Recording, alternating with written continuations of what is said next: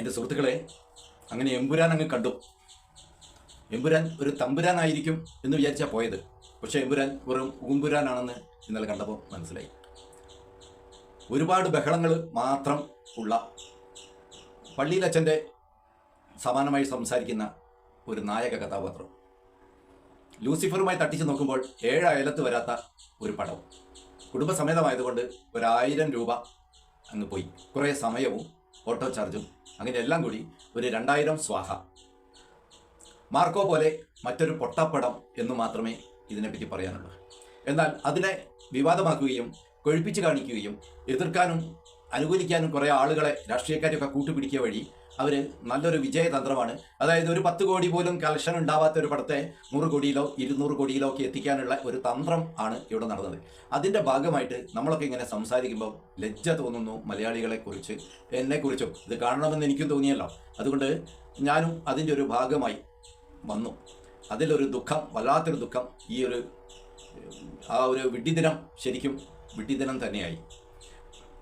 ഇവിടെ നമ്മൾ ചിന്തിക്കേണ്ട ചില ഗൗരവമുള്ള കാര്യങ്ങളുണ്ട്. നമ്മൾ ഏതിനും മതം കലർത്തിയാൽ ഇവിടെ വൈറലാകും എന്ന് ബിസിനസ്സുകാർക്കും അറിയാം. സത്യത്തിൽ അവർക്ക് പൃഥ്വിരാജിനായാലും മോഹൻലാലിനായാലും അല്ലെങ്കിൽ അതിനെ എതിർക്കുന്നവരിലായാലും അവർക്കിടെ ഒക്കെ താല്പര്യങ്ങൾ ബിസിനസ്സാണ്. അവർക്ക് പണം ഉണ്ടാക്കണം, പ്രശസ്തി ഉണ്ടാക്കണം, വൈറലായി നിൽക്കണം. അതിനുവേണ്ടി ഈ പാവപ്പെട്ടവൻ അവൻ്റെ ജോലിയും എല്ലാം കളഞ്ഞ് അവൻ്റെ കണ്ണും മനസ്സും ഒക്കെ കേടുവരുത്തി നമ്മളിങ്ങനെ അലികയാണ്. ഇവിടെ 150 കോടി ജനങ്ങളാവാൻ പോവുകയാണ് നമ്മൾ. ചൈനയെ മറികടന്നു നമ്മൾ ജനസംഖ്യയിൽ. ചൈനയുടെ വളർച്ച എന്താണ്, ഇന്ത്യയുടെ വളർച്ച എന്താണ് എന്ന് ഒന്ന് തലയിൽ എന്തെങ്കിലും സാധനമുള്ളവരൊക്കെ ഒന്ന് ചിന്തിക്കണം. അമേരിക്കയെ വെല്ലുന്ന വിധത്തിലേക്ക് ചൈന വളർന്നുകൊണ്ടിരിക്കുകയാണ്. കാരണം എന്താണ്? അവിടെ ഒരുത്തരും ജാതിയും മതവും പറഞ്ഞ് തമ്മിൽ തല്ലാനോ അല്ലെങ്കിൽ അത് വൈറലാക്കിയിട്ട് ഒരു വീഡിയോ ഇടാനോ തയ്യാറാവില്ല. നമുക്കിവിടെ എന്ത് തുടങ്ങിയാലും അതിനെ എങ്ങനെ നശിപ്പിക്കാം, അത് ഏത് പാർട്ടിക്കാരൻ തുടങ്ങി, ഏത് മതക്കാരൻ തുടങ്ങി, ഏത് ജാതിക്കാരൻ തുടങ്ങി, അവൻ മുമ്പ് പറഞ്ഞത് എന്തെല്ലാമാണ് എന്നെല്ലാം ചികഞ്ഞെടുക്കുന്ന ഒരു സ്വഭാവം പ്രത്യേകിച്ചും മലയാളിക്കുണ്ട്.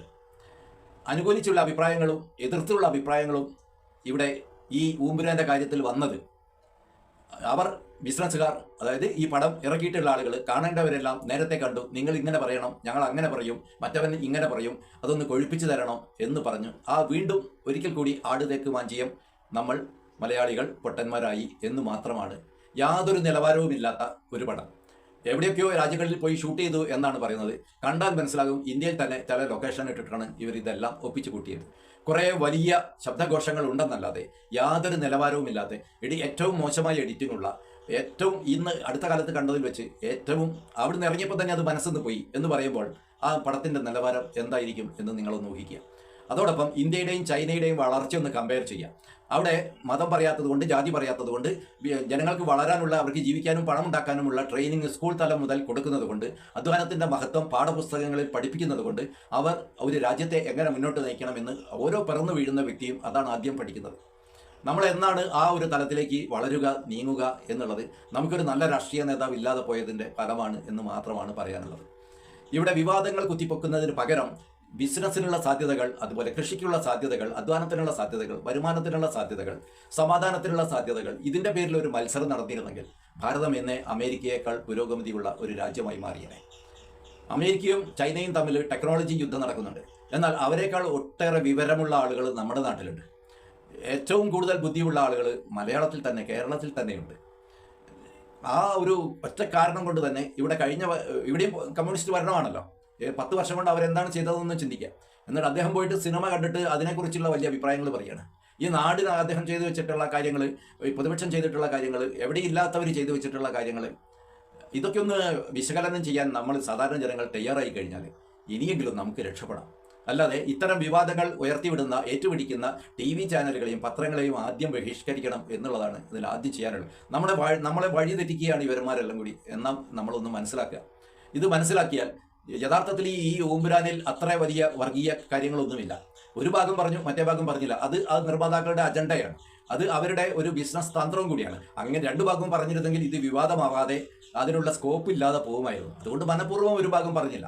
ഇത് മനസ്സിലാക്കിയിട്ട് ഇതിൽ അഭിപ്രായ സ്വാതന്ത്ര്യമാണ്, മാധ്യമ സ്വാതന്ത്ര്യമാണ്, ലിബറലിസം വേണം എന്നൊക്കെ പറയുന്നവർ അവരുടെ TP51 കാശ്മീർ ഫയൽസും കേരള സ്റ്റോറിയും ഒക്കെ വന്നപ്പോൾ പ്രതികരിച്ചത് എങ്ങനെയാണെന്ന് കൂടി ചിന്തിക്കണം.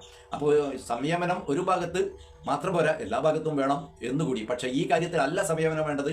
നമ്മൾ നാടിനെ എങ്ങനെ വളർത്താം, എങ്ങനെ വൃത്തിയാക്കി കൊണ്ടുവരാം എന്നുള്ള കാര്യത്തിലാണ് നമ്മളൊരു സമീപനം കാണിക്കേണ്ടത്.